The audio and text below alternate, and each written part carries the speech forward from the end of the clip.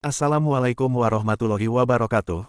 Ketemu lagi dengan channel Lentera Hati TV 9. Channel ini akan membahas kata bijak dan nasihat dari sang guru. Terima kasih Buya. Untuk menyikapi pemilu capres dan cawapres, bagaimana cara menentukan pilihan presiden yang benar menurut syariat agama? Selanjutnya, dalam masalah pilih memilih itu harus waspada. Urusan kita itu dengan Allah, amanat.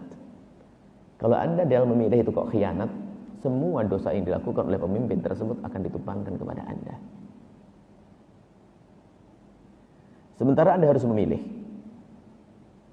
Anda harus memilih.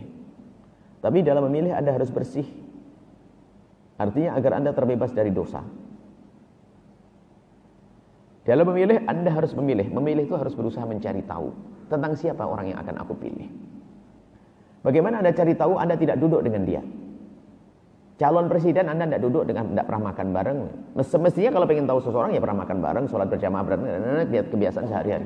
Cuman hal ini Anda tidak bisa tahu. Tapi Anda harus tahu tentang orang tersebut. Calon presiden itu. Maka di dalam memilih presiden ada rambu-rambu. Bukan presiden saja, termasuk memilih pemimpin kepala desa. Orangnya harus baik. Kalau Anda memilih orang fasik, Anda dosa besar. Baik di sini adalah tidak terbukti melakukan dosa gede, misalnya tidak berzina, tidak harus sholatnya ribuan rakaat, nggak usah lah, nggak harus itu dong.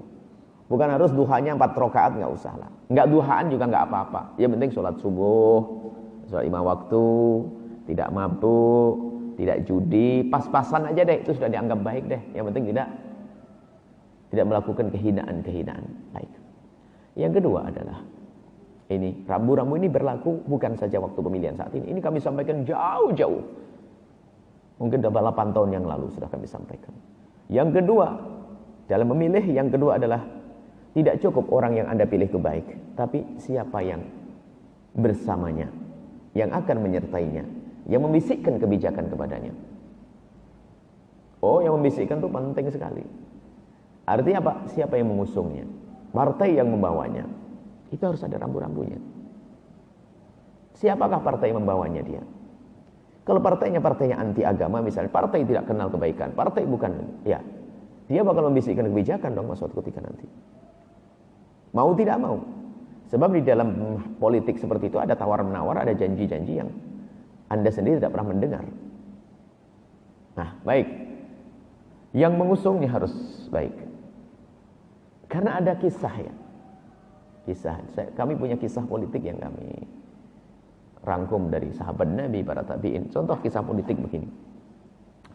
Harun ar-Rasyid itu adalah cucunya, keturunan Sayyidina Abbas, paman Rasulullah. Abbasi, Daulah Abbasiyah. Suatu ketika Harun ar-Rasyid itu ziarah kubur Rasulullah.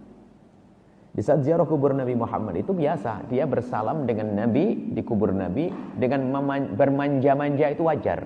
Bermanja-manja dengan nasabnya. Lalu dia mengucapkan sama Assalamualaikum ya Rasulullah. Diikuti.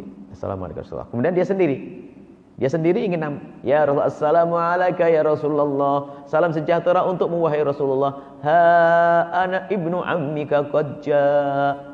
Kami adalah anak pamanmu telah tiba. Karena keturunan Abbas, anak pamanmu. Menyambungkan nasabnya dengan Rasulullah. Bangga dengan Rasulullah harus. Dia bangga karena apa? Dia keturunan pamannya Rasulullah.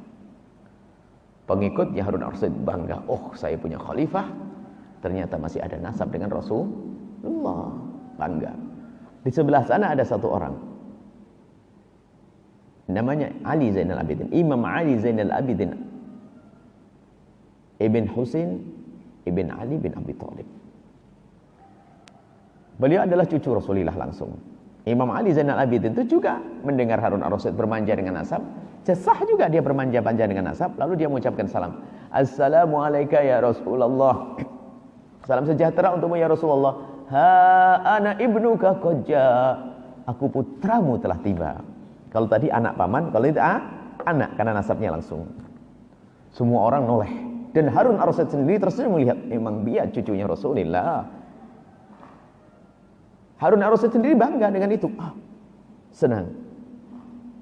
Akan tapi tiba-tiba di belakang ada yang berbisik, ya Khalifah, Anda dengar tadi Ali ngomong apa? Dia mengatakan, aku adalah cucu Rasulullah.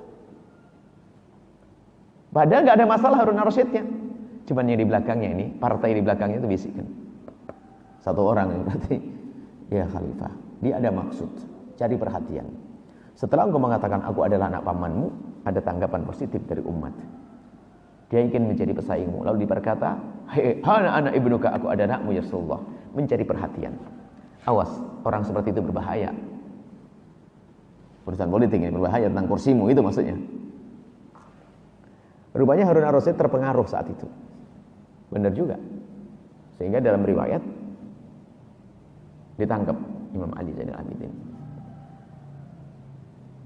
Setelah ditangkap, tidak sampai dikasari, dilukani, cuman Harun ar-Rasyid sadar.